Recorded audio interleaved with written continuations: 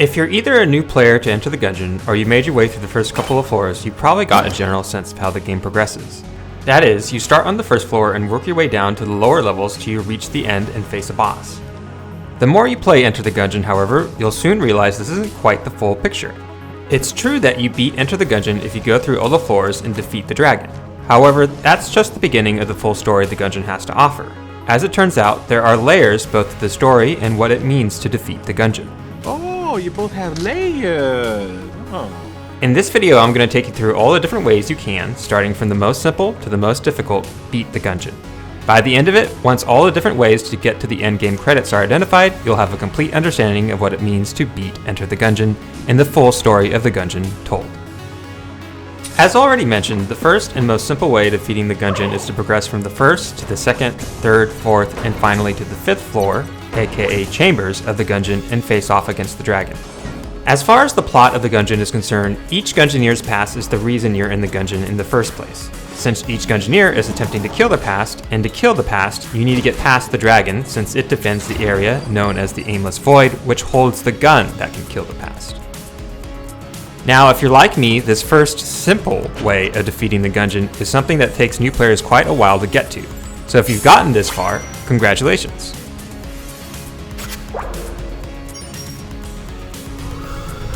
Congratulations! But this is only the first layer of what it means to beat the game. Along the journey in the Gungeon, you'll run into this person, the blacksmith, aka the gunsmith, who clues you into the next quest you'll need to fully beat Enter the Gungeon. When you first visit the blacksmith, she tells you that the gun to kill the past requires a special type of ammunition in order to work properly. Otherwise, using the gun without the special ammunition would only send your Gungeoneers so far back into the past to the moment where their first steps in the Gungeon began. This acts as a plot device to explain how doing so restarts the player back to the top of the Gungeon. This presents the player with the next layer of what it means to defeat Enter the Gungeon, assembling the bullet that can kill the past and killing your past. Fortunately, the blacksmith is willing to help you by forging the bullet to kill the past, which you need to complete your quest. Unfortunately, however, you'll need to collect the parts for her. The 4 unique parts to the bullet exist on 4 different floors of Enter the Gungeon. The prime primer exists on the 2nd floor, the arcane gunpowder will be on the 3rd, the planar lead is located on the 4th, and the obsidian shell casing is on the 5th. Now before I go explaining how to get each of these items, there's one important thing that I want to make clear. You do not have to obtain these items and give them to the gunsmith in any particular order. You also don't need to collect them in a single run. You could, for example, get any one of the previously mentioned items and deliver it to the blacksmith. When you hand over the item once in any run, you don't need to do it ever again. So you can obtain and give these items to the gunsmith across any number of runs. With that being said, let's start with the first part of the bullet to kill the past, the prime primer. You can get this item on the 2nd floor, aka the Gungeon proper. It's located in the shop and costs the player 110 shells to buy. If you skip buying items in the first 2 floors, it's fully possible to get all the money you need by this point in the game.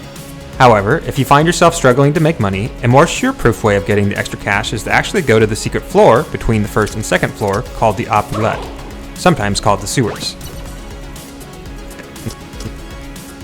The 2nd floor called the Opulette.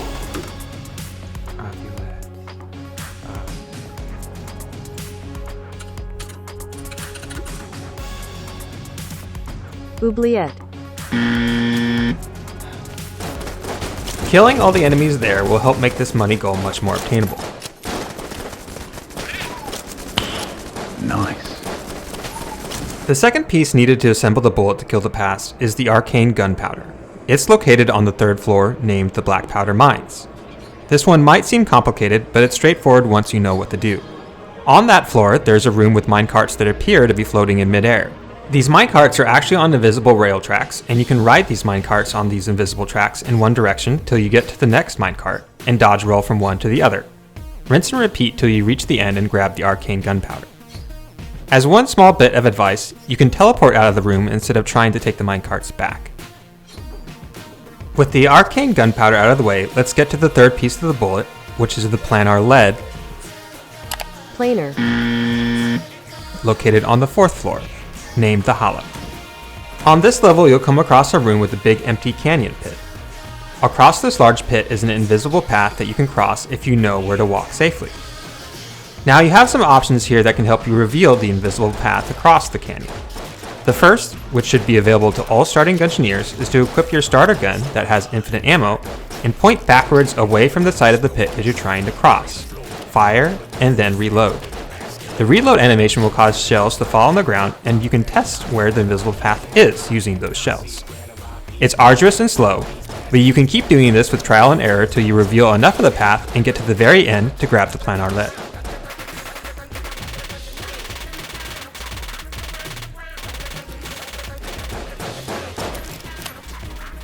Another strategy, if NRG luck is on your side, is to equip a gun that leaves liquid on the ground, like the Mega Dowser, and reveal the path ahead of you.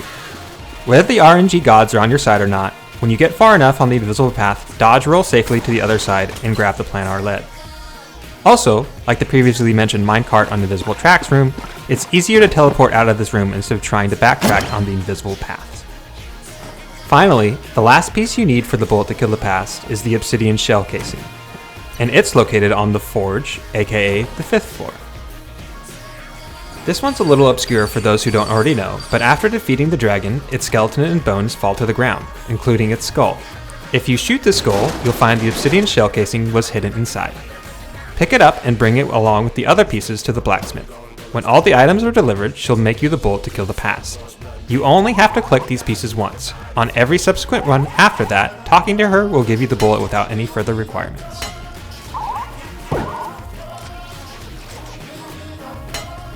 Once you take the bullet from the blacksmith to the aimless void area where the gun to kill the past is, instead of getting your typical endgame screen, you'll get taken to the past of the Gungeoneer you're playing. Each past is unique, and I won't go into the details for each Gungeoneer's past here, but just know that you'll start with a new set of items for each past you play, and will lose any items you've collected along your current Gungeon run. Once you defeat the past for your Gungeoneer, congratulate yourself!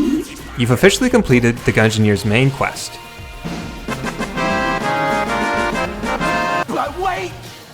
There's more! You might think now that you defeated your past that Enter the Gungeon doesn't have much more to conquer, but if you thought this, you're mistaken. The next layer of the Gungeon story includes your journey to the final 6th floor, known as Bullet Hell, and defeating the Lich. In order to gain access to the final floor, you'll need to defeat the past of each starter Gungeoneer, the Marine, the Convict, the Pilot, and the Hunter.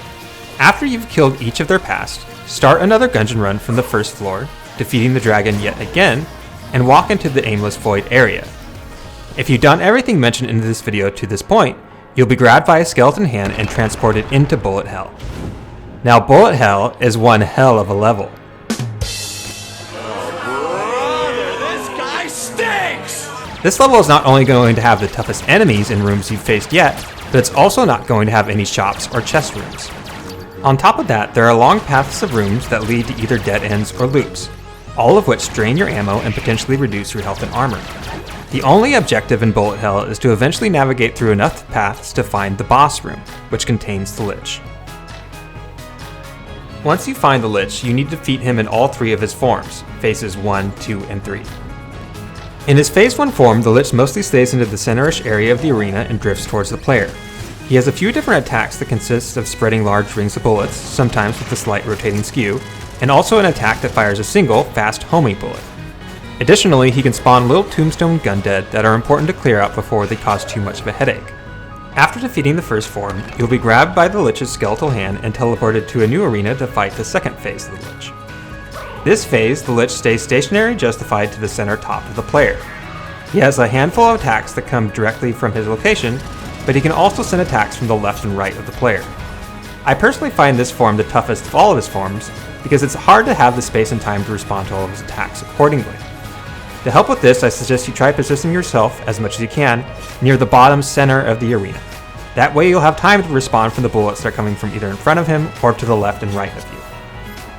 Once you defeat this form of the Lich, you'll get sent to the final destination arena and face off against the 3rd and final phase of the Lich. In his final form, the Lich will float towards the player and has a variety of attacks that cause him to either recenter on the map or rapidly move between the top and bottom of the arena. This battle is pretty tough, but just stay calm and focus on your dodge rolling. After the dust is settled and you bring down the 3rd final phase of the Lich, you can use your gun to kill the past on the Lich himself, and in doing so, banish the evil that lingers in the Gungeon. Oof. Well, I don't even smoke, and I feel like you and I need to share a cigarette, because it's been one long journey getting here. Now you're probably thinking, that's it, right? I've literally cleansed the whole Gungeon of evil. There's nothing more in the story of the Gungeon for me to complete. Right? Well, what if I told you that you can make it so there was never an evil Lich to banish in the first place? What? This brings us to the next chapter and layer of our adventure, the Paradox Gungeon Run. Who exactly is this Lich person you've defeated? Well, as it turns out, he's an unlockable character. Well, sorta. Before he was known as a Lich, he was a Gungeoneer, and known as the Gunslinger. Up to this point in the game, you've been using the bullet to kill the past to, well, kill the past. But you can also use it to kill a Gungeoneer's future. I know. Not only have we descended into Gungeon plot madness, but now we're into some weird, dangerous time paradox stuff, just trying to explain the story of Enter the Gungeon. So let's take a step back and frame everything with the question of, how do we kill the Gunslinger's future so that he never becomes the Lich? Any answer to that question, if you study the philosophy of time, will resort in some sort of paradox. So naturally, completing the quest of killing the Gunslinger's future starts there, with the paradox. In order to kill the future, you first need to unlock the Gungeoneer known as the Paradox, who makes all this nonsense even possible. To unlock the Paradox, you first need to defeat at least one Gungeoneer's past, if you haven't already, and start another run through the Gungeon to navigate to the 2nd, 3rd, and 4th floors until you see a purplish cosmic space rift in a random room. Walking over to it and hitting the interact button with your character absorbs the rift. Once you do this, you either need to kill the currently selected Gungeoneer's past, or defeat the Lich with the Paradox rift on your selected Gungeoneer. Afterwards, going back to the character selection screen, you'll see the Paradox available to play for 5 hegemony credits. Hegemony. The Paradox Gungeoneer has no past and starts with random starter guns and a random passive item. Now here comes the slightly more tricky part. You need to unlock the Paradox Gungeoneer in order to unlock the Gunslinger. To do that, you need to select the Paradox from the character selection screen and start and complete a full run from the first floor of the Gungeon all the way to Bullet Hell, ending with you defeating the standard 3-form Lich. This on its own is no easy task, but after you've done this, you are still only halfway there.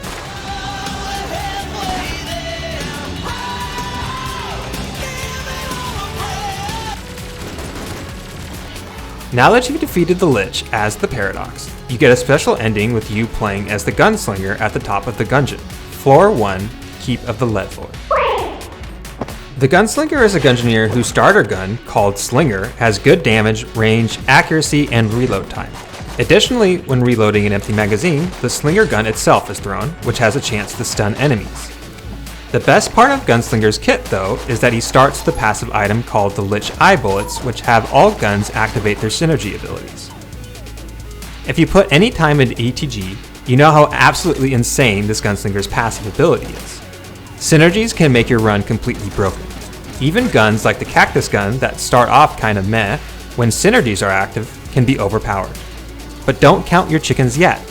Even though the Gunslinger is powerful, you still haven't unlocked him permanently.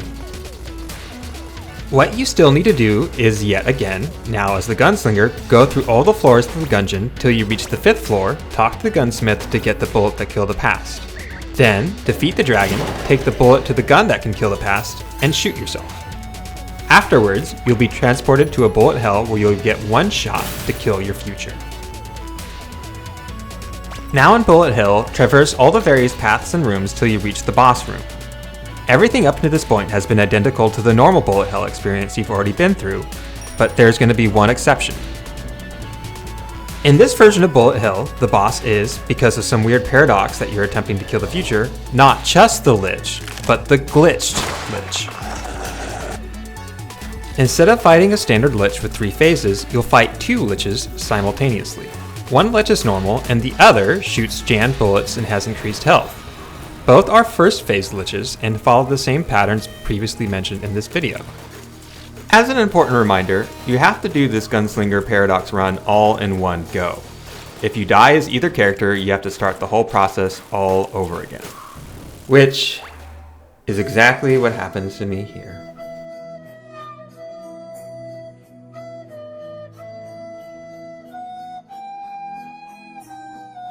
This Paradox Gunslinger Run is extremely tough, but here's some advice that might help you along the way. Firstly, while the Paradox Gunslinger Run is pretty long and involved, you can save between floors by talking to the button located between the start and end of every floor. Secondly, when you start the run as the Paradox, if you have the spare hegemony, don't be afraid to do a quick restart if you don't spawn with decent starter items. As you will likely remember, the Paradox starts off with 2 weapons, a random starter from the other currently playable Gungeoneers and a random sidearm, plus a random passive item. If you have the spare credits, there's a huge difference between starting out with the Pilot's Pistol combined with the passive of limited use and the Blasphemy Sword with cursed bullets. Thirdly, when you get to the Gunslinger part of this process, I suggest you have a slightly higher preference for passive items than normal. This is because of the Gunslinger's passive having any gun you pick up have all of its synergies active. Unless you have terrible RNG, it won't be long till you find a gun that can quickly clear rooms, and hopefully another gun that can clear out boss rooms. With those 2 roles fulfilled in your gun loadout, picking up passives that either increase your damage or add help in some other way should be your priority. Now coming back to the glitched Lich himself, here are some things to keep in mind. Piercing bullets like the ones from the railgun or the passive status given from ghost bullets can be particularly helpful in this fight, since you can be shooting through one Lich and into the second simultaneously. Also, explosive bullets like the ones from the grenade launcher or bullets with the passive status given from explosive rounds are also very nice to have, since the explosions will destroy any enemy bullets that touch them. This effect will give you a little more breathing room for you to navigate around the boss arena. While there are 2 Liches in the room, the number of bullets you have to dodge is nearly impossible to manage, even if you're a dodge rolling pro. So rely heavily on your blanks and explosive piercing bullets till you survive long enough to take down one of the 2 Liches. Once that's done, you can take a small sigh of relief and focus on dodging between the bullets of the single remaining Lich. After you've taken out the remaining Lich and killed the Gunslinger's future, the last layer of challenge and story the Gungeon has to offer is complete, and you've finally done it. It's done!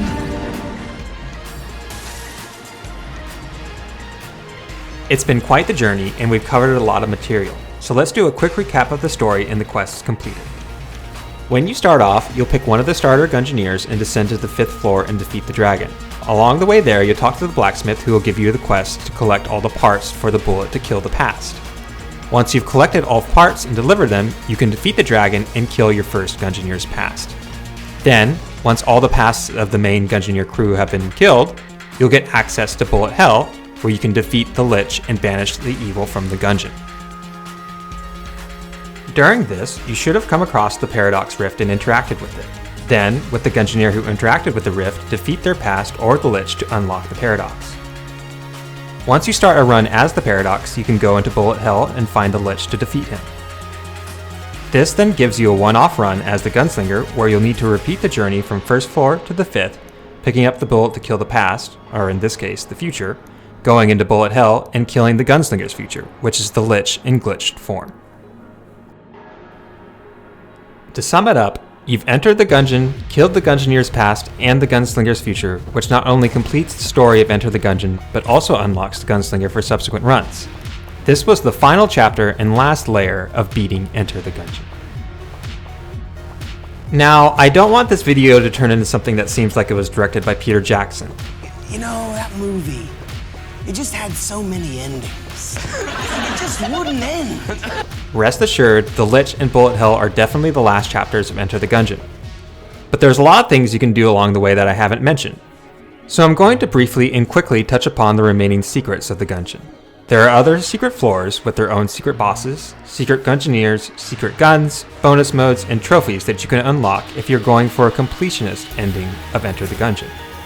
But to keep this video at a somewhat manageable length, we'll just leave it here with the main content and story of the game. If there are any of you out there who still want more explanation around these secrets of the Gungeon, please let me know in the comments, and I'll do my best to give some explanation of that in the future. Until then though, thanks for watching. I hope you found some of this video entertaining and helpful, and I'll catch you next time.